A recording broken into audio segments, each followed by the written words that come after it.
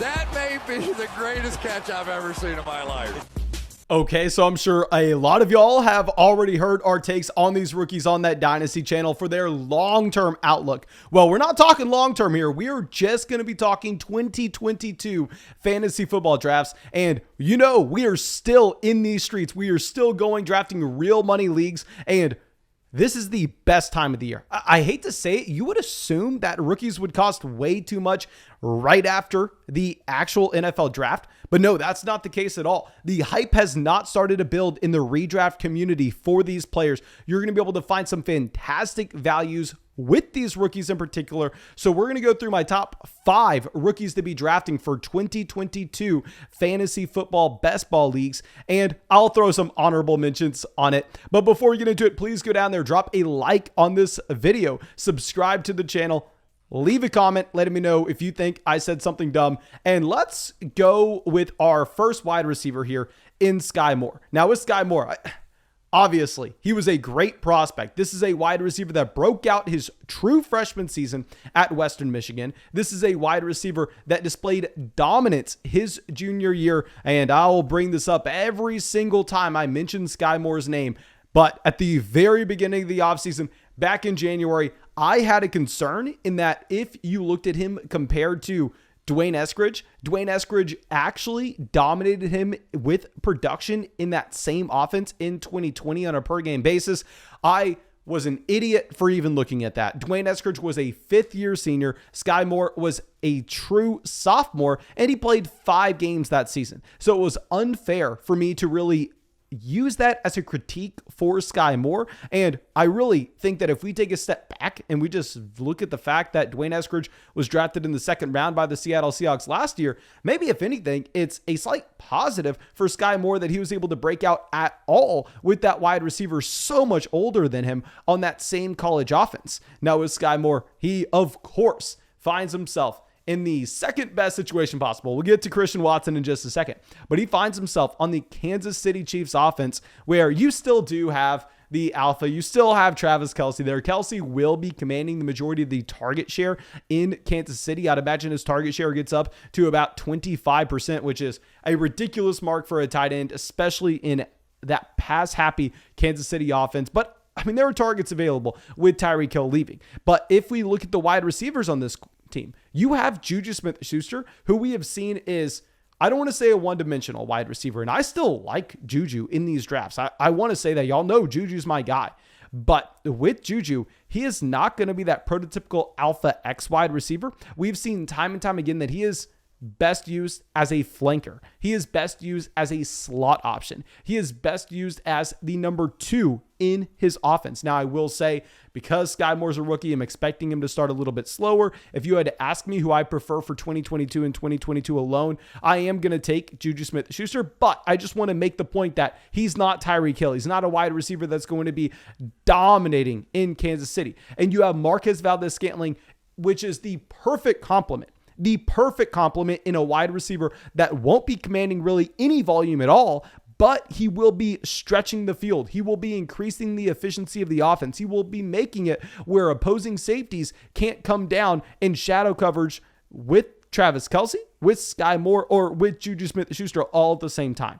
So I love this landing spot in Kansas City. And the issue that we are going to have in trying to figure out exactly what these players and their price points currently are is if you pull up Underdog Fantasy ADP, at the end of this week, there's going to be a fantastic list of over 1,000 drafts. And I mean, there's probably going to be over 1,000 drafts by the time this video comes out. But with all real money leagues, and you're going to be able to look at easily. But at the time I'm recording this video, Best Ball Mania was launched today. So we don't have that ADP list. So what I'm doing is I'm going to the draft that we had in our live stream this morning, and I'm going to be looking at where these players went in this draft. And here, Skymore ended up going at the 907. He ends up going directly after Chris Olave, who I took Olave. I understand that most people would prefer Skymore. He goes after Robert Woods, Jameson Williams, Cortland Sutton, Allen Robinson, all at the wide receiver position. So you do have to pay a pretty penny for Skymore, which is why I'm not necessarily going to be saying that he is a top 5 best value on the board right now, but still, I have to bring up his name because I think that his value will continue to rise from where it's currently at. And real quick, as we pull up that Underdog Fantasy draft board, make sure if you have not done so already, go sign up for Underdog Fantasy. Use promo code FLOCK. When you sign up with promo code FLOCK, they'll match your first deposit dollar for dollar up to $100. You will get our 2022 Dynasty Rookie Draft Guide, over 130 pages of quality information. You will get our 2022 rankings. You will get our Dynasty rankings. You will get our rookie rankings with a $10 deposit on Underdog Fantasy. We're going to do over 200 drafts there this offseason. I want you to get in some of those drafts with us on the live stream, or go hop in a draft in the public lobby. Go sign up with the link in the description, promo code FLOCK. But let's stay right there in that same round on that draft board. Let's go to the big after and talk about Christian Watson. Another honorable mention for this list with Christian Watson. He checks a lot of these same boxes that you have with Skymore, a smaller school wide receiver that dominated his last season there. I actually prefer Skymore as a prospect. I know most people are going to prefer Skymore as well, but what I will say is with Christian Watson, he's a better situation. Instead of Travis Kelce, you got Robert Tonyan. Instead of Juju Smith-Schuster, you have Allen Lazard. Instead of Marquez Valdes-Scantling, I don't know who you have. You have nobody. This is a team that didn't only lose Davante Adams. They lost that other depth that we were talking about. Players like Equanimeous St. Brown, someone like Marquez Valdes-Scantling. So there are so many targets currently available in Green Bay that I am actually, despite thinking Skymore is the better prospect, I'm going to be preferring Christian Watson in redraft formats this upcoming season, just because I think this is a player that can get a ridiculous amount of volume in one of the most efficient passing offenses in the NFL. Of course, you can't look at Christian Watson and say he is anything close to Davante Adams, but dear God, Davante Adams left a lot of targets behind. Now, let's dive into this top 5 list. We got past the honorable mentions. Now, of course, Skymore, Christian Watson, they will be better than every player we mentioned on this list, but this is with their price included. Like, I mean, do you really want me to throw Breece Hall at the one spot here? No, we're going based on the price they're being drafted. And the 5th best value right now in these drafts is going to be a player I didn't like going into the NFL draft. I was saying that the dynasty community was overrating him. Damien Pierce. Now, if you pull up the ADP for Damien Pierce here, he actually is going around the 15th round. In this draft, he went directly after Khalil Herbert. He went after Darrell Henderson. He went after Chuba Hubbard. I mean, oh my God. Chuba Hubbard shouldn't even be drafted in these. Donta Foreman was drafted to replace him. He went after so many running backs that shouldn't be spoken in the same breath as Damien Pierce. Now, I'm going to just be completely honest. I think that Damien Pierce is a bad running back prospect. He was hyper efficient, and I repeat, hyper efficient at Florida. This was a running back that pretty much every single touch, he was giving you more than the next guy. Now, the issue is, if you go over to our running back prospect model and you look at the fact that, yeah, he is big, but he's not particularly fast. He was never really used as a pass catcher at Florida. And on top of this, he doesn't get the NFL draft capital. He falls outside the top 100 picks. I don't think that Damien Pierce is that good of a prospect. But am I drafting an NFL team? Are we just rating these players in a vacuum? Or are we trying to score fantasy points? Are we trying to get these fake points onto our roster? We're trying to do the latter. We are trying to get these fake points onto this roster. And with Damien Pierce, he goes to a Houston Texans organization that simply has no competition for touches whatsoever. He goes to a Houston Texans roster that right now, if you had to project a running back one, I don't even know who you would project to be the running back one outside of Damien Pierce. Potentially, it would be Marlon Mack. But the issue is, if you look at Marlon Mack's efficiency after the torn Achilles, it looks like Marlon Mack just is not the same player in the slightest. I mean, this is kind of what you see as well if you just look at the fact that the Houston Texans paid Marlon Mack legitimately nothing. Like, no part of that contract indicates that Marlon Mack should be the starting running back in Houston this upcoming season. So I'm viewing Damien Pierce as a player that may not necessarily be that talented, but it won't matter if he is falling into a starting role his rookie season. I talk about this all the time, that wide receiver and running back, it's different. We're chasing two different things. Running back, you can just fall into fantasy points. Running back, if you get that opportunity, if the coaching staff goes, hell yeah, we're going to give you 20 touches this game, it doesn't matter who you are. You will put up points. Go look at Myles Gaskin.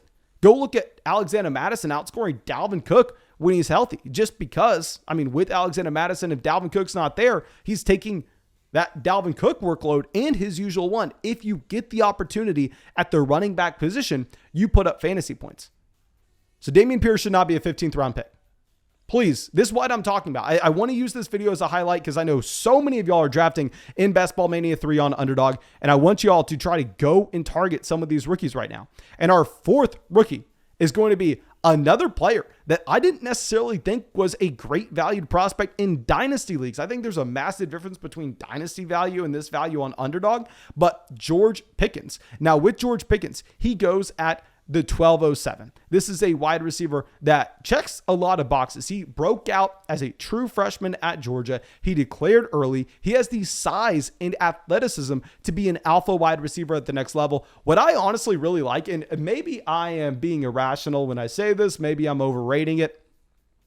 I like the fact that the Pittsburgh Steelers draft him, because if you go through and look at the history of Pittsburgh Steelers wide receiver picks, time and time again, these guys hit. I don't know if it's because Pittsburgh has a very particular scouting department where they're able to find wide receiver talent. I don't know if they're just training staff, their development team is so good at getting these wide receivers on the same page early on in their NFL career. I don't know what it is, but their track record with receivers is phenomenal. And if you look at the George Pickens price tag here, he's going pretty damn late. Now, of course, I have to mention the Pittsburgh Steelers. They are crowded. You got Johandson as the wide receiver 1. You have Chase Claypool, and I don't know if you can guarantee Chase Claypool is the wide receiver 2 on this team. I think there is a chance George Pickens is the wide receiver 2 on this team as early as his rookie season. And if we're looking at this draft, George Pickens went in the 12th. He went after Jarvis Landry, Odell Beckham Jr., Kenny Golladay, Devontae Parker, Joshua Palmer, Russell Gage, Marquez Valdes-Scantling. We took Tyler Boyd over him. I still prefer Tyler Boyd over him. I think that was the right selection. But still, George Pickens at the 1207. I do think that's a good enough price to call him a value, and probably the fourth best valued rookie right now. And now our third best valued rookie is going to be someone that I drafted, someone that I actually really liked going into the NFL draft based on the discount you were getting because of his 40-yard dash time, and that's David Bell. So, of course, when we bring up David Bell, I have to address the elephant in the room. This is a wide receiver that is slow. This is a wide receiver that has a red flag that, hell, he is going to be one of the slowest starting wide receivers in the NFL this upcoming season. And we have to talk about something that's very important. When there's that extreme outlier with a wide receiver that is very fast. Look at Tyquan Thornton. Go look at Thornton going to pick 50 with the New England Patriots versus a very slow wide receiver with David Bell going in the 3rd round. And David Bell had all the production at Purdue where Thornton didn't really check a lot of boxes coming out of Baylor. We need to acknowledge that it could be correct for NFL teams to value David Bell lower than they would value someone like Thornton, because there's a discrepancy between how the NFL will value players with and without speed versus how fantasy football managers should be valuing players with and without speed. Because going back to looking at, just say, the Kansas City Chiefs going and giving Marquez Valdes-Scantling a massive contract this offseason versus Juju Smith-Schuster getting the 1-year, $10 million deal. If you had to ask that coaching staff, who do you think scores more fantasy points this upcoming season? They're saying Juju Smith-Schuster, because those speedy wide receivers provide value by stretching the field while not commanding volume. And inversely, those slot wide receivers like David Bell, who's stepping into that Jarvis Landry role in Cleveland this upcoming season, he's not going to provide as much value for his NFL team because it's a more replaceable position than he will for fantasy, just like Amon-Ra St. Brown falling to the 4th round of the NFL draft last season.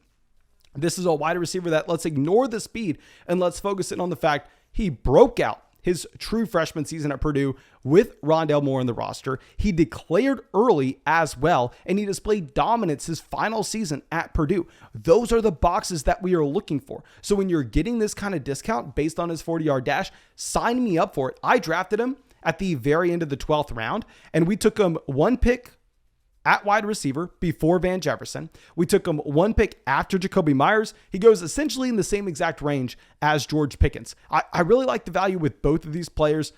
I don't know who I'd have over each other. So maybe you can say David Bell 3/George Pickens. I don't know. I think they're both great values. But now going over to the second best value of the draft. You could, honestly, we're going to move into one. We'll get to Dotson in a second.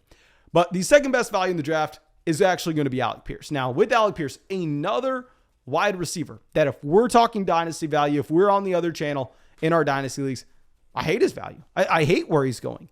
But in these best ball underdog leagues, in this one in particular, Alec Pierce went in the 18th round. He went right before Braxton Berrios, Jameson Crowder, James Washington, Brevin Jordan, and Jalen Guyton. And I can sit here and I can talk all day about the red flags that Alec Pierce has, the fact that I think the Indianapolis Colts overdrafted him, the fact that I think dynasty managers are overdrafting him, the fact that I think this is a wide receiver that simply never showed dominance really at all if you're looking at his career in Cincinnati. Like, let me go through and pull this up right now for everybody with Pierce. This is a wide receiver that didn't break out as a true freshman, which I'm fine with you not breaking out as a true freshman at a lot of schools. But if you're going to Cincinnati, I would love to see you at least be able to get on the field. He doesn't. He has a total of zero receptions his true freshman season. He does break out as a sophomore, but what we need to see is that continued progression, which simply did not happen when we got to his 2021 season. I know everybody's going to pull up the fact, oh, he had 8 touchdowns, 884 yards. That's a fine year. The man played 14 games, and this wasn't a bad Cincinnati offense with Desmond Ridder at quarterback. If you look at his market share numbers, Alec Pierce had 26% of his team's passing yards his last year there. He declared late for the NFL draft as well. There are a ton of red flags on this Alec Pierce profile. But the thing is, I'm going to be saying he's overdrafted when he's going in the 12th round of these. Whenever he just moves up the draft board 5-6 rounds, which I'm telling you he will, then I can say he's overdrafted and then I can talk about these red flags. But until then, none of those red flags matter when he's being drafted in the same round as Jalen Guyton, because Alec Pierce was a second round wide receiver, goes 53 overall to the Indianapolis Colts. And he's going to get opportunity this year. You look at that Colts offense, they really have nobody else on the depth chart. So I want to sit here and talk down on Alec Pierce all day. But if you're getting him in the last round of these drafts, how can I possibly say anything bad about him? He goes after KJ Hamler. He goes after Sterling Shepard. He goes after Cedric Wilson, after Tim Patrick, after Nico Collins, after Khalil Shakir. Shakir went in round 5 of the NFL draft. Yeah, so Alec Pierce, I wanted to put him as the best value on this list just because going in the last round is absolutely ridiculous. But the best value on this list is indeed Jahan Dotson, because Dotson is a much better wide receiver. Dotson, on the other hand, compared to Pierce, actually showed dominance at Penn State, accounting for over 40% of this team's passing yards on a per game basis. If you're looking at Jahan Dotson, he also went pick 16 to Washington, indicating that this team, they have plans to get Jahan Dotson involved early. This is a wide receiver that ran a 4.43. He had more target competition at Penn State than you would see with Alec Pierce. We need to stop talking about Alec Pierce. I apologize. But with Dotson, he is just a very exciting player overall if you have him in the right range. And this is that exact right range, because he went at the 14-12 in this draft. He went at the 14-15 turn. The wide receivers that went directly after Jahan Dotson, a hyper-productive receiver in college that goes round 1 of the NFL draft: Curtis Samuel, Marvin Jones, Marquez Callaway, Kendrick Bourne, Alan Lazard, Donovan Peoples-Jones, Khalil Shakir. Those are the players that were going around Jahan Dotson. Chuba Hubbard, the third string running back for the Carolina Panthers, went ahead of Jahan Dotson in this draft. This is what I'm talking about. Get in these drafts early. It's crazy. You would assume that these rookies would have their hype at an all-time high, but I guess the redraft crowd isn't like the Dynasty Fantasy Football one. I guess on this redraft channel, we need to go talk more about rookies. We need to kind of hype these guys up a little bit. I don't even like Pierce. I'm not the biggest fan of Dotson in the world, but there's no explanation for these players going so late.